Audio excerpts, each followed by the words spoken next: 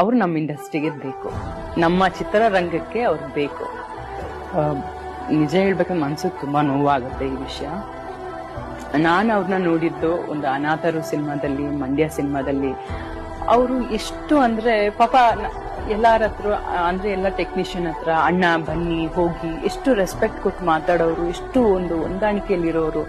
ಎಲ್ಲೂ ಕೂಡ ಅವರು ಅಷ್ಟು ದೊಡ್ಡ ನಟ ಅಂತ ಎಲ್ಲೂ ತೋರಿಸ್ಕೊತಾ ಇರ್ಲಿಲ್ಲ. ಬಟ್ ಏನ್ ಗೊತ್ತಾ, ನಾನು ಇವಾಗ್ಲೂ ಹೇಳೋದು, ಅವ್ರವ್ರ ಜೀವನದಲ್ಲಿ ಏನೇನ್ ಆಗಿರುತ್ತೆ ಅದು ಅವ್ರಿಗೆ ಮಾತ್ರ ಗೊತ್ತಿರಕ್ ಸಾಧ್ಯ. ನಮ್ಗೇನ್ ನಾವು ಏನ್ ನೋಡ್ತೀವಿ, ಏನ್ ಇವಾಗ ನ್ಯೂಸ್ ಅಲ್ಲಿ ಬರುತ್ತೆ, ಯಾರೋ ಹೇಳ್ತಾರೆ, ನಾವು ಕೇಳಿಸ್ಕೊತೀವಿ, ಅಷ್ಟು ಮಾತ್ರ ನಮ್ಗೆ ಗೊತ್ತಿರಕ್ ಸಾಧ್ಯ ಹೊರತು ಅವ್ರ ಲೈಫಲ್ಲಿ ಏನಾಗಿದೆ ಅಂತ ನಮ್ಗೆ ಗೊತ್ತಿರೋದಿಲ್ಲ. ಸೊ ಅವ್ರ ಬಗ್ಗೆ ನಾವು ಕಮೆಂಟ್ ಮಾಡೋದು ತಪ್ಪು.